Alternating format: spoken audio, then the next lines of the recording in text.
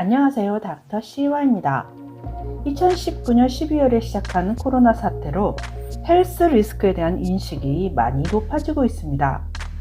이런 와중에 미국 뉴저지주의 콜로니아 고등학교 졸업생과 교직원 등 100명 이상에게 뇌종양이 발병하는 수수께끼 사태가 일어나 학교와 질병의 인과관계에 대한 조사가 진행되고 있습니다.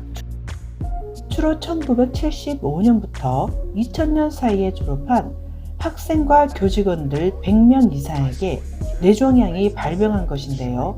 1989년 졸업생인 알 루피아노 씨는 1999년 그가 27세였을 때 음양신경종이라고 하는 매우 희귀하고 비정상적으로 큰 뇌종양 진단을 받았습니다. 지난 여름 같은 날 루피아노 씨의 아내는 그와 마찬가지로 악성 AN 종양 진단을 받았고 그의 여동생은 100만 명당 30명의 발병률을 보이는 악성 다형성 교모 세포종 진단을 받았습니다. 이미 그의 여동생은 사망했습니다. 3명의 공통점은 같은 고등학교를 졸업했다는 것이었는데요. 루피아노 씨는 이 희귀한 청신경 종양이 부부에게 발병했고 아내와 여동생에게도 동시에 뇌종양이 발병했다는 것이 결코 우연이라고는 생각되지 않았습니다. 라고 말했습니다. 토양 샘플에서 독소를 테스트하는 33년 경력의 환경과학자인 루피아노 씨는 3명의 주변 환경에 어떠한 이상이 있었던 것이 아닐까라는 생각을 하게 되었고 SNS를 통해서 같은 지역에서 뇌종양이나 희소한 암을 발병한 사람이 있으면 알려주길 바란다며 호소했습니다. 그러자 110명의 사람들이 암성 또는 비암성 원발성 뇌종양 진단을 받았다고 루피아노 씨에게 연락을 했는데요. 그들 모두는 콜로니아 고등학교의 졸업생 또는 교직원이었습니다. 그리고 그중 약 절반이 악성 뇌종양이었다는 것이 밝혀졌습니다. 루피아노 씨는 100명이 넘는 뇌종양 환자들과의 잠재적인 연결 요인으로 뉴저지주 미들섹스에 있는 샘플링 공장을 거론하면서 학교 운동장이 오염되었을 수 있다고 지적했습니다. 이미 폐쇄된 이 공장은 콜로니아 고등학교에서 차로 약 30분 거리에 있습니다. 미 육군 공병대 뉴욕 지부에 따르면 9.6에이커에 이르는 거대한 부지에 여러 건물을 포함하는 이 시설은 피츠블랜드로 알려진 아프리카 우라늄 광석의 진입진점이었습니다. 국가의 초기 원자력 프로그램에 사용하기 위해 수입된 이 광석은 미들섹스 샘플링 공장에서 분석된 다음 처리를 위해 다음 장소로 운송되었습니다. 또한 이곳은 1940년대부터 1967년까지 우라늄, 토륨 및 베릴륨 광석을 수용했으며 운송까지의 처리 과정에서 시설에서는 당시의 유효한 표준으로 오염이 제거되었죠. 그러나 오염 제거 중에 간과된 것이 있는데 바람과 비에 의해 수년에 걸쳐 외부로 옮겨진 방사성 물질의 흔적이 이웃집의 마당으로 옮겨졌다는 것입니다. 이러한 사태를 맞아 콜로니아 고등학교 부지에서 방사선 측정이 이루어졌습니다. 행정당국은 어떤 관련이 있는지에 대한 조사를 진행하고 있으며 뉴저지주의 머피 주지사는 인과관계에 대해서는 아직 모르겠지만 이 고통스러운 사건은 콜로니아 고등학교와 관련되어 있으며 이를 진지하게 받아들이고 있습니다. 라고 말했습니다. 현재 콜로니아 고등학교에서는 약 1,300명의 학생이 재적하고 있습니다. 행정에 의한 조사가 진행되고는 있으나 루피아노 씨도 독자적으로 조사를 진행시키고 있다고 하는데요. 고등학교가 건설되었을 때 방사성 물질로 오염된 흙이 운반되어 사용된 것이 아닌지 그로 인한 영향이 아닐까라는 생각을 하고 있다고 합니다. 코로나 사태와 달리 이번 콜로니아 고등학교의 사태와 관련하여 방사성 물질의 오염은 여러 가지 각도로 다른 접근법을 적용해야 합니다. 코로나는 바이러스의 전파로 인한 생명과 건강의 위협으로 각 개인의 공중위생 리스크 인식 정도와 행정기관의 신속한 대응 능력에 의해서 어느 정도 컨트롤이 가능하다는 것을 우리는 이번 기회에 배우게 되었죠. 바이러스가 진화를 거듭하는 와중에 우리의 과학기술도 백신 개발이 이루어지고 특히 이번처럼 IT 기술의 도움을 받아서 사태를 진화시킬 수 있게 되었습니다.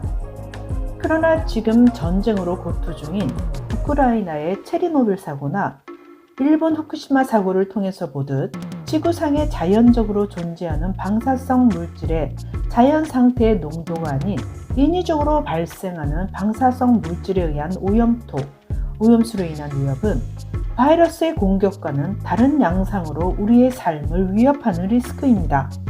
그럼에도 사고 지점 근처에서 생활하는 것이 아니라면 이러한 방사성 물질에 의한 오염을 통해서 우리가 위협을 받을 확률은 일반적으로 낮습니다. 또한 방사성 물질의 관리는 정부에 의해 엄격하게 관리되기 때문이기도 하여 그렇습니다. 그러나 우리가 아직 방사성 물질에 의한 인체의 파괴력을 아직 경험하지 못했던 시절에는 무방비 상태로 열려 있었습니다.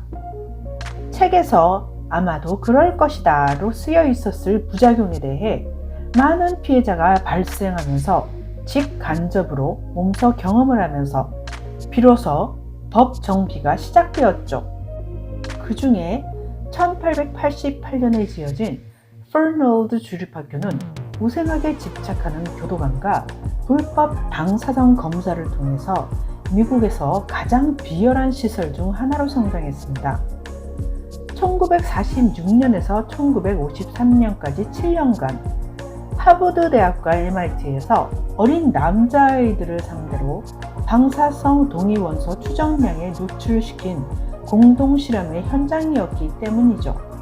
이미 이 실험 이전에 186에이커라는 방대한 부지에 자체 발전소와 여러 채의 건물을 가진 이 시설은 과도한 수용인원, 불결함, 그리고 직원들에 의한 신체적, 성적 학대가 보고된 곳이기도 합니다. 이 실험은 퀘이커 오츠사가 후원하는 연구원에 의해 부분적으로 수행되었으며 MIT의 영양학 교수 로버트 S. 해리스는 칼슘과 철의 흡수를 연구하는 실험을 주도했는데 소년들에게 과학클럽에 가입하도록 권장했습니다. 먹을 게 풍족하지 않았던 시절에 추가적인 음식과 파티, 보스턴 레드삭스의 야구 경기, 여행 등의 혜택을 받게 된 57명의 회원들은 아침 식사로 철분이 풍부한 시리얼과 칼슘이 풍부한 우유를 먹었는데요. 해리스 교수팀은 아이들의 음식에 칼슘과 철의 흡수를 추적하기 위해서 몇 가지 방사성 칼슘 추적자를 경구 또는 정맥 주사했습니다. 또 다른 연구에서는 17명의 피실험자들에게 철의 방사성 동위원소가 포함된 철 보충제 주사를 놓았죠.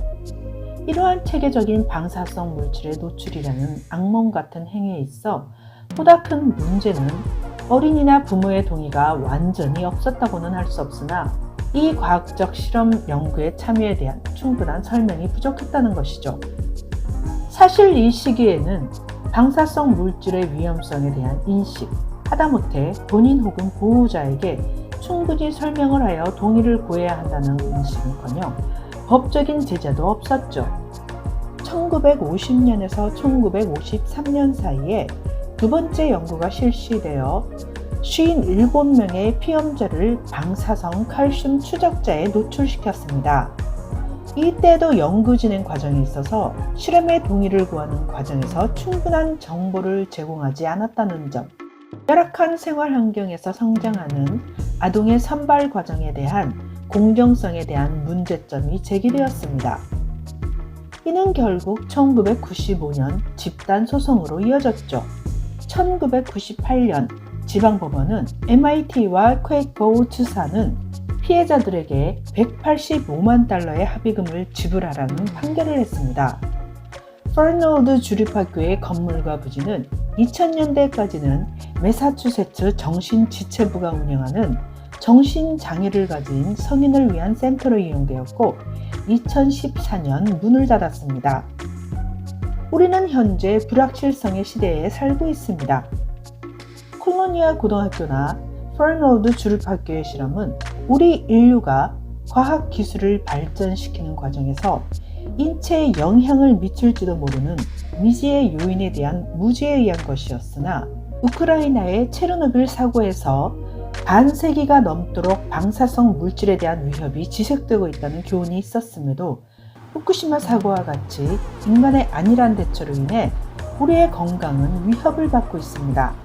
사고 주변 지역의 생활환경 파괴는 국지적인 영향이라며 한정 짓는다고 하여도 방사성 물질에 의해 오염된 채소나 과일, 바다의 먹이사슬에서 채취된 수산물의 오염 등은 국경이 없는 대기와 해류를 타고 전 세계로 확산, 축적되어 미래의 어느 시점에 폴로니아 고등학교의 희귀 뇌종양 환자처럼 목숨을 위협받을지 알 수 없습니다.